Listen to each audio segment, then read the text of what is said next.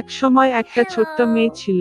একবার তার ধনী বাবা একটি দুষ্ট সৎ মাকে বিয়ে করেছিলেন। তিনি তার দুই মেয়েকে নিয়ে বাড়িতে বসতি স্থাপন করেছিলেন। তাদের চেহারা সুন্দর এবং সাদা ছিল, তবে তাদের অন্তর ছিল দুষ্ট ও নিষ্ঠুর। এবং তারপরে দরিদ্র মেয়েটির জন্য একটি কঠিন সময় আসল। সকাল থেকে গভীর রাত অবধি তারা তাকে নোংরা কাজ করতে বাধ্য করেছিল।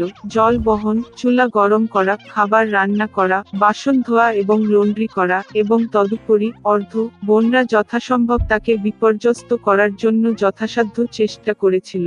তারা তাকে বিদ্রূপ করেছিল। ছাইয়ের মধ্যে মটর এবং গম পোড় এলেছিল এবং তাকে বসে তাদের তুলে নিতে হয়েছিল। সন্ধ্যায়, যখন সে কাজের ক্লান্ত হয়ে পড়েছিল, তখন তাকে বিছানায় নয়, চুলায় পাশে ফ্লোরে যেতে হয়েছিল। এবং যেহেতু তিনি সর্বদা ছাই, ধুলো এবং ময়লা অবস্থায় ছিলেন, তাই তার বোনরা তাকে সিন্ডারেলা বলে ডাকে। কিন্তু একদিন এমন ঘটনা ঘটেছিল যে রাজা একটি ভোজ শুরু করলেন, যা পুরো 3 দিন ধরে চলবে বলে মনে করা হয়েছিল, এবং দেশের সমস্ত সুন্দরী মেয়েদের ছুটিতে ডেকেছিলেন যাতে তার পুত্র নিজের জন্য একটি কনে বেছে নিতে পারে। যখন নামকরণ করা দুই বোনরা জানতে পারল যে তারাও ভোজে আসতে পারে, তখনই তারা তাৎক্ষণিকভাবে পোশাক পরতে শুরু করে। সিন্ডারেলাও নাচতে যেতে চেয়েছিল, তবে তার সৎ মা তাকে যেতে দেয়নি, কারণ তার কোনো পোশাক বা জুতো ছিল না এবং সে নোংরা ছিল।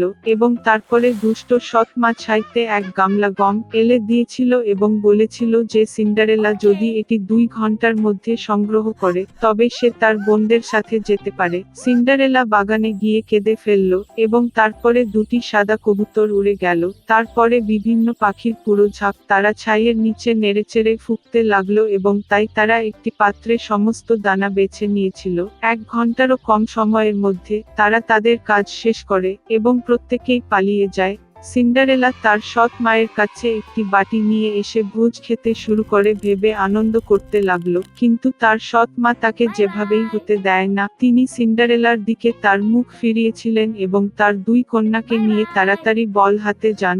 বাড়িতে যখন আর কেউই রইল না, সিন্ডারেলা মেঝেতে বসে কাঁদতে কাঁদল, এবং তারপরে দুটি সাদা কবুতর উড়ে গেল। তারপরে বিভিন্ন পাখির পুরো ঝাঁক, এবং তারা তাদের পোশাক এবং জুতা ফেলে দিল চকচকে এবং সমস্ত সোনায়। তিনি তাড়াতাড়ি এই পোশাক পরে এবং কনের কাছে এসেছিলেন।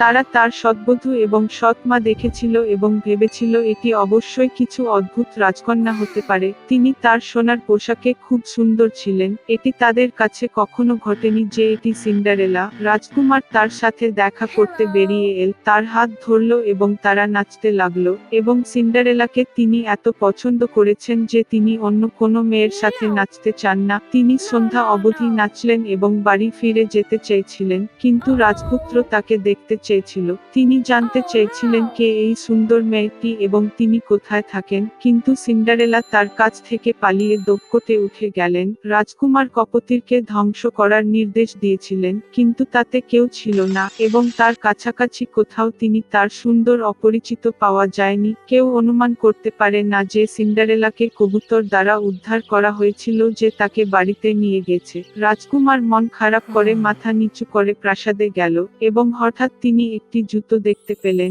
এটি উপরে তুললেন। এটি এত ছোট এবং মার্জিত এবং খাঁটি সোনার সমস্ত ছিল। রাজপুত্র অনুমান করেছিলেন যে সিন্ডারেলা যখন তার কাছ থেকে পালিয়ে এসেছিলেন, তখন তার বাম পায়ের জুতোটি একটি ধাপে রয়ে গেল। রাজকুমার খুশি হয়ে এই জুতার উপপত্নীটি খুঁজে বের করার আদেশ দিলেন, এবং যার কাছে এটি উপযুক্ত তিনি সেই বিয়ে করবেন। পিতা মাতা বল থেকে ফিরে এসেছিল। তারা দেখতে পেল যে সিন্ডারেলা তার শার্টে ছাইয়ের উপর শুয়ে আছে, এবং চুলার কাছে একটি হালকা আলো ছিল। উভয় বোন তাদের ঘরে গেলেন এই আশায় যে আগামীকাল তারা সেই সোনার স্লিপারটি রাখবে। সেই ভাগ্যবান। পরের দিন রাজপুত্র তাদের বাড়িতে এসেছিলেন এবং বলেছিলেন যে যে কেউ তার ভবিষ্যতের স্ত্রীর জুতো চেষ্টা করতে চায় তাদের বেরিয়ে আসা উচিত। 2 বোন বাইরে এসেছিল, এবং সৎ মামা সিন্ডারেলাকে ঘরে তালা দিয়েছিল এবং তাকে বাইরে বেরোতে দেয় না। বড় বোন এটি চেষ্টা করে, একটি ছোট জুতো। ছোট বোন এটি চেষ্টা করে, জুতো দুর্দান্ত। রাজপুত্র চলে যাচ্ছিলেন, কিন্তু সিন্ডারেলা জানালা থেকে উঠে তার কাছে ছুটে গেলেন, এবং সে একটি জুতো পরে করেছিল এবং এটি কেবল তার জন্য উপযুক্ত। রাজপুত্র তার চোখে তাকালো এবং তার মধ্যে খুব সুন্দরী মেয়েটি চিনলেন যার সাথে তিনি নাচলেন। তিনি সিন্ডারেলাকে নিয়ে গেলেন, তাকে একটি ঘোড়ায় চাপালেন এবং তার সাথে একটি বিবাহ খেলতে রাইড করলেন এবং তিনি বোন এবং সৎ মাকে তাদের বাড়িতে তালাবদ্ধ করার নির্দেশ দিয়েছিলেন এবং তাদের কখনোই সেখানে থেকে বেরোন না। তাদের কুৎসা ও প্রতারণার জন্য এভাবেই তাদের শাস্তি দেওয়া হয়েছিল। একসময় সেখানে একটি মা শূকর এবং তার ৩টি পিলেট ছিল। ৩ ভাই একই উচ্চতা, গোল, গোলাপি একই মজার লেজ সহ।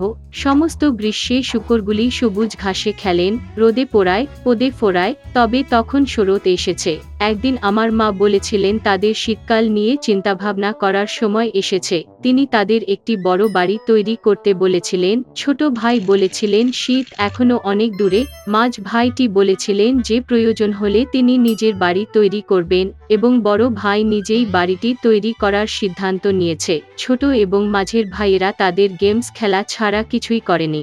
এটি প্রতিদিন আরও বেশি ঠান্ডা হয়ে উঠেছে। ছোট ভাই খড়ের বাইরে বাড়ি তৈরির সিদ্ধান্ত নিয়েছে। মাঝ ভাইটি ভেবেছিল শীতে খড়ের ঘরে খুব ঠান্ডা লাগবে। সে সিদ্ধান্ত নিয়েছে ডুমুর এবং ডুমুর থেকে একটি বাড়ি তৈরি করবে। সন্ধ্যা নাগাদ তাদের আবাসন প্রস্তুত ছিল। তারা নিজের উপর খুব গর্বিত ছিল এবং তাদের বিল্ডিংয়ের যথেষ্ট পরিমাণে অর্জন করতে পারেনি। এখন তারা মুক্ত ছিল এবং যা খুশি তাই করতে পারত। তারা তাদের বড় ভাইয়ের কাছে গিয়ে দেখার সিদ্ধান্ত নিয়েছে যে সে নিজের জন্য কী ধরনের বাড়ি তৈরি করেছিল। বড় ভাই নির্মাণে ব্যস্ত ছিলেন। তিনি পাথর প্রয়োগ করেছেন, মাটি গোজা এবং আস্তে আস্তে নিজেকে একটি নির্ভরযোগ্য, টেকসই বাড়ি তৈরি করেছেন। ছোট ভাইরা তাদের বড় ভাইকে কাজে পেয়েছিল। তিনি কী ধরনের দুর্গ তৈরি করছেন তা দেখে তারা খুব অবাক হয়েছিল। বড় ভাই শান্তভাবে কাজ চালিয়ে গেলেন। ছোট ও মাঝের ভাইরা তার বাড়িতে হাসি ঠাট্টা করতে লাগলো। তারা এতটাই আনন্দিত হয়েছিল যে তাদের চিৎকারটি লন জুড়ে অনেকটা প্রতিধ্বনিত হয়েছিল। বড় ভাই চুপ করে থাকতে বলল, কারণ নেকড়ে শুনতে পেল। ক্লাউড ছোট এবং মাঝের ভাইরা আরও বেশি আনন্দিত হয়েছিল। তারা সিদ্ধান্ত নিয়েছে যে বড় ভাইটি কেবল কাপুরুষ আর দুজন সাহসী ভাই বেড়াতে গেলেন। পথে তারা গান গেয়ে নাচতে লাগলো এবং তারা যখন বনে প্রবেশ করল তখন তারা এমন শব্দ করল যে তারা নেকড়ে গাছটিকে জাগিয়ে তুলেছিল যে পাইন গাছের নিচে ঘুমাচ্ছিল। অসন্তুষ্ট ও ক্ষুধার্ত নেকড়ে সেই জায়গায় গিয়েছিল যেখানে দুটি বোকা শুয়োরের চিৎকার এসেছিল। ভাইয়েরা আনন্দের সাথে হাঁটলেন এবং নেকড়ের সাথে তারা কিভাবে সহজেই আচরণ করবেন তা নিয়ে কথা বলতেন এবং হঠাৎ তারা একটি বাস্তব জীবিত নেকড়ে দেখতে পেল। তিনি একটি বড় গাছের পেছনে দাঁড়িয়েছিলেন। তার চোখ ছিল খুব দুষ্ট এবং এক বিশাল দাঁতযুক্ত মুখ। ভাইয়েরা এতটাই ভীত হয়েছিল যে তাদের পাতলা লেজগুলি কাঁপতে কাঁপতে কাঁপতে কাঁপতে থাকে। নেকড়ে লাফ দেওয়ার জন্য প্রস্তুত। সে দাঁত ছিঁড়ে এবং ডান চোখটি পলক করে। শূকরগুলি হঠাৎ তাদের হুঁশ হয়ে আসে এবং বনজুড়ে চিৎকার করে পালাতে ছুটে যায়। ধুলার মেঘ তুলে তারা প্রত্যেকে নিজের নিজের বাড়িতে ছুটে গেল। ছোট ভাই দৌড়ে তার খাজ কুঁড়েঘরের কাছে এসে নেকড়ের সামনে দরজায় ধাক্কা মারল। নেকড়ে বড় হয়ে দরজা খোলার দাবি করলেন। ছোট ভাই ভয়ে ভয়ে একটা কোথাও বলতে পারল না। তখন নেকড়ে ফুঁকতে শুরু করল। হালকা ছাদ তাৎক্ষণিকভাবে ছড়িয়ে পড়া কুঁড়েঘরটি থেকে উড়ে গেল। নেকড়ে একটি গভীর নিঃশ্বাস নিয়েছিল এবং দ্বিতীয়বার ফুঁসে উঠল এবং সেই ছাঁচের ঘরটির সমস্ত দিকেই উড়ে গেল। নেকড়ে খুশি হল, দাঁত ছিটিয়ে তার ছোট ভাইয়ের উপর ঝাঁপিয়ে পড়ল, কিন্তু শূকরটি চূড়ান্তভাবে ধাক্কা মেরে দৌড়ে গেল। সে ছুটে গেল মাঝ ভাইয়ের বাড়িতে। ভাইরা নিজেকে লক করে রাখতে এবং একে অপরের দিকে হতাশ হয়ে তাকিয়ে থাকে। নেকড়ে রেগে গিয়ে ফুঁকতে শুরু করল। বাড়িটা খানিকটা জিজ্ঞাসা করা। নেকড়েটি দ্বিতীয়, তৃতীয় এবং তারপরে চতুর্থ বার উড়ে গেল, তবে বাড়িটি তখনও দাঁড়িয়ে ছিল। নেকড়ে একটি দীর্ঘ নিঃশ্বাস নিয়ে পঞ্চবারের জন্য উড়ে গেল। ঘর কাঁপতে কাঁপতে ভেঙে পড়ল। ধ্বংসাবশেষের মাঝে কেবল একটি দরজা কিছুক্ষণ দাঁড়িয়ে ছিল। ভয়াবহতায় শূকরগুলি তাদের বড় ভাইয়ের বাড়িতে ছুটে যায়। নেকড়ে তাদের পিছনে ছুটল। তিনি নিশ্চিত যে এবার শূকরগুলি তার কাছ থেকে পালাবে না। শূকরগুলি দ্রুত, এমনকি বড় আপেল গাছটিকে আঘাত না করে দ্রুত পেরিয়ে যায়, আর নেকড়ে ঘুরতে এবং আপেল গাছটিকে আঘাত আঘাত করার সময় পেল না, যা তাকে আপেল দিয়ে কভার্ড এঁকে রেখেছে। একটি শক্ত আপেল তাকে চোখের মাঝে আঘাত করল। নগ্নের কপালে একটা বড় গোঁফ লাফিয়ে উঠল। এই সময়ে ছোট এবং মধ্য ভাইরা বড় ভাইয়ের বাড়িতে ছুটতে এবং দরজাটি বোল্ট করতে সক্ষম হয়েছিল। নেকড়ে দৌড়ে দরজার দিকে গেল, বড় হয়ে দরজা খোলার দাবি করল। ছোট ভাইরা খুব ভয় পেয়েছিল এবং এর বিনিময়ে কিছুই বলতে পারল না, এবং বড় ভাই জানত যে শক্ত পাথরের ঘরে তার এবং তার ভাইদের ভয় পাওয়ার কিছুই নেই। তারপরে নেকড়ে আরও বাতাসে চুষতে শুরু করল, সাথে সাথেই উড়ে গেল। তবে যতই এটি উড়ে গেল, একটি পাথরও সরল না, এবং তারপরে তিনি তাকিয়ে দেখলেন ছাদে একটি বৃহৎ প্রশস্ত চিমনি। সে সাবধানে ছাদে উঠে পাইপের নিচে যেতে লাগল। শূকরগুলি একটি গন্ডগোল শুনেছিল। বড় ভাই তাৎক্ষণিকভাবে অনুমান করলেন যে বিষয়টি কি ছিল। তিনি তাড়াতাড়ি কলসির দিকে ছুটে গেলেন। এতে জল ফুটছে এবং আইডি আপনা ছিঁড়ে ফেলেছে।